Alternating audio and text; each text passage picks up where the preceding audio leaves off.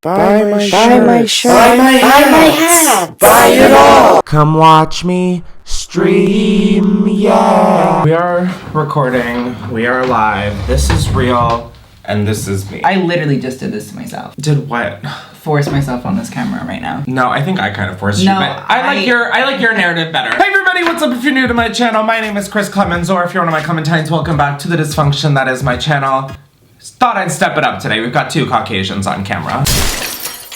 Hey, how are you? So as a lot of you guys know, this is my good friend Luke, and he's in LA! Hi LA, how are you? I'm in you. Thank you, 2013 Tyler Oakley. So I picked up Luke from the airport this morning, and as a thank you, not only is he buying me lunch, but I also forced him to be on camera to make film. But today we are, I mean, you can read the fucking title! I don't remember how I ever did intros without thinking that the title is just right there explaining the video. I feel like it's just natural. I feel like it's forced upon you. So is it natural or is it forced? Were you silent or were you silenced? It's naturally forced.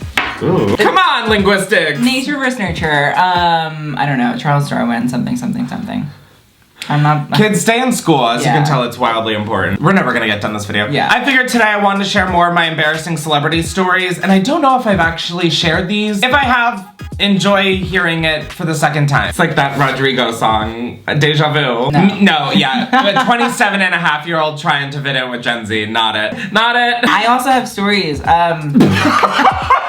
I too have stories. But before we get into these, horrendous story times, I want to thank the sponsor of this video, which is Scentbird. If you guys don't know, I've worked with Scentbird before. Scentbird is a monthly subscription service that allows you to try over 600 brands of fragrance, cosmetics, and skincare. And each month you'll get a 30-day supply, which is 120 to 140. No, it's not helpful.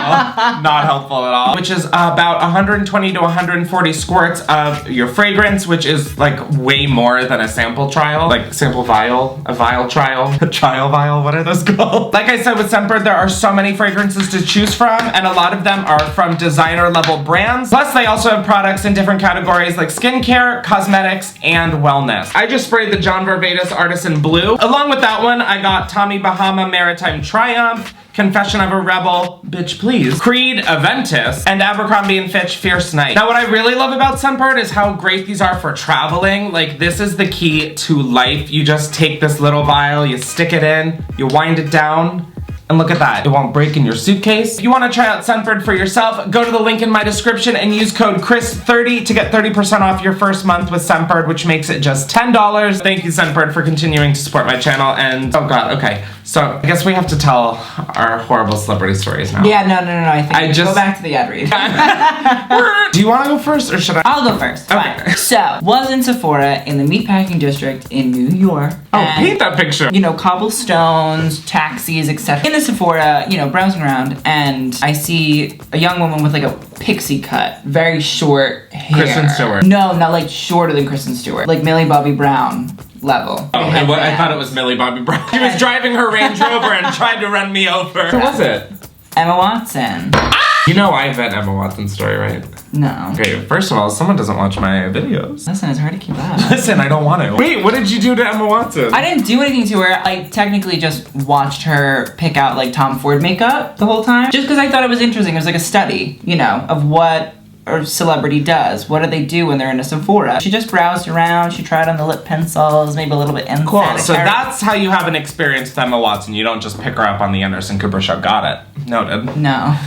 Who picked her? Wait, what? I don't know. Who picked Emma Watson up while giving her a hug? That's fine. Yeah. It wasn't bad. No, that's like nice. And I didn't have to talk to her just because I don't want to talk to people. See, that's where you and I differ because my stories, there's a lot of personal investment. I don't know if I've told this one, but my friend just made a TikTok about it, which is why it's all I've thought about. I met Adam Levine, and this, like, I still don't understand. Yeah, I'm listening. We got it. I got invited to some event, so I brought my friend Emily. It was at this house that was like $40 or $50 million, and I've been to like a few events there, and they like, I don't get it, but they like rent it out, I guess, to show it to people. So but there's, that. it's like the total OG selling stuff. Got it.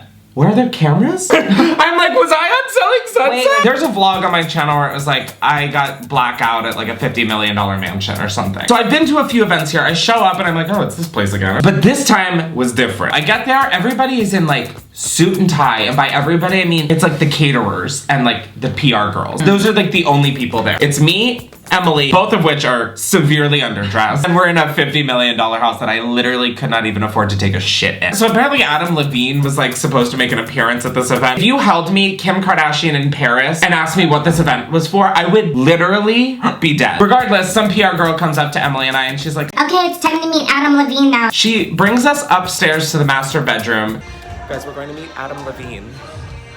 And on the way, there's like 3 other people who are at this event. She's like trying to sell us the house. She's like, yeah, the stairs are very spacious and they're made with X marble and it opens up into 3 bedrooms. The master is this way, follow me. And I was like, I don't know what. Who's your demographic, babe? You were like, know your audience, Yeah. exactly. Read the big fucking room, okay? The very beautifully well done room. So she brings us to the master bedroom and we're like, what are we doing in here? I mean, it's like a stunning view. Adam Levine walks in a orange sweatshirt and black sweatpants. And literally, I have never been more mad in my life that he showed up in that. And I'm sitting here feeling so underdressed. So then the PR girl's like, okay, it's your guys' turn to meet him. And we're like the last group to go, because apparently this is a Maroon 5 meet and greet. We go up to him, Emily steps on his brand new pair of shoes. I go up to him and I say, oh, if I'd known this is what you were wearing, I would have dressed way differently. He was like, okay. So we have this picture with Adam Levine that I literally forget exists. And then he was like, I like your sneakers. And I go, haha, me too. This is why you don't interact. Yeah, no, this is why I don't either anymore. Oh fuck, okay, mine's pretty bad. Well, mine's like probably worse coming off of your Adam Levine story. I went to Los Angeles on the pretense that I was going to see this like Lady Gaga exhibit of all of her very iconic looks. I thought that was Vegas.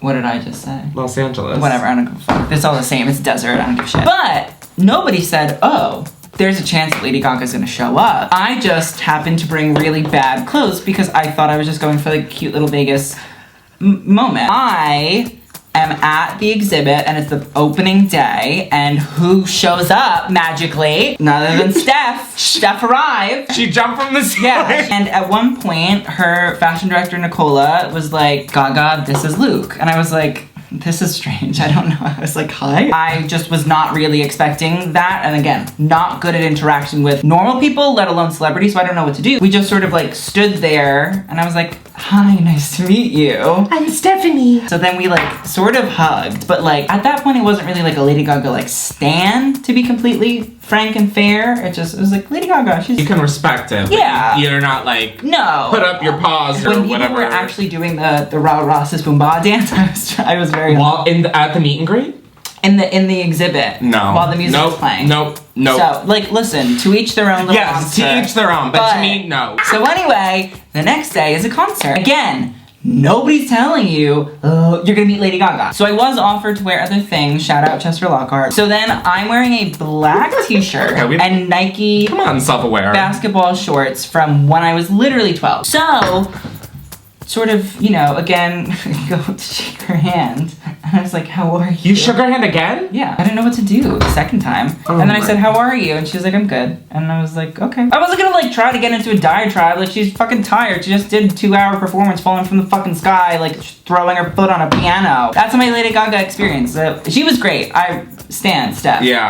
But don't stand the outfit that I wore. Wait, I also have a Lady Gaga story that I don't know if I've... Do you? I would like die to shoot Fashion Week in college because I was like a photo major and I was like, this is the pinnacle of my career. I got assigned to do a Brandon Maxwell show and it was like his first show and it was held at Mr. Chow's on like 57th or whatever.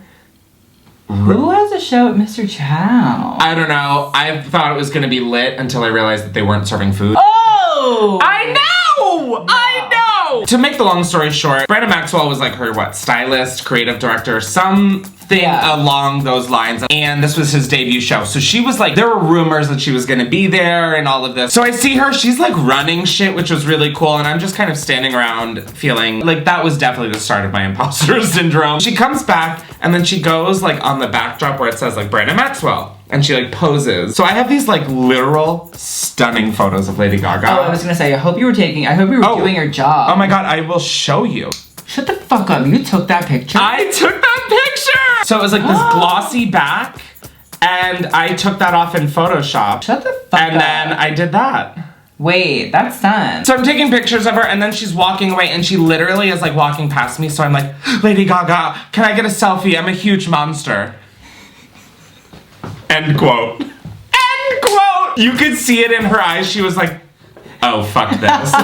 But she, of course, is so fucking nice. So she was like, sure. And we take the selfie. If I have it or can find it, I'll put it. And then that was my story of meeting Lady Gaga. Wow. Yep. Wow. Just in typical Chris Klemens dysfunction. Way more scarring than your story. Next up, Kendall Jenner.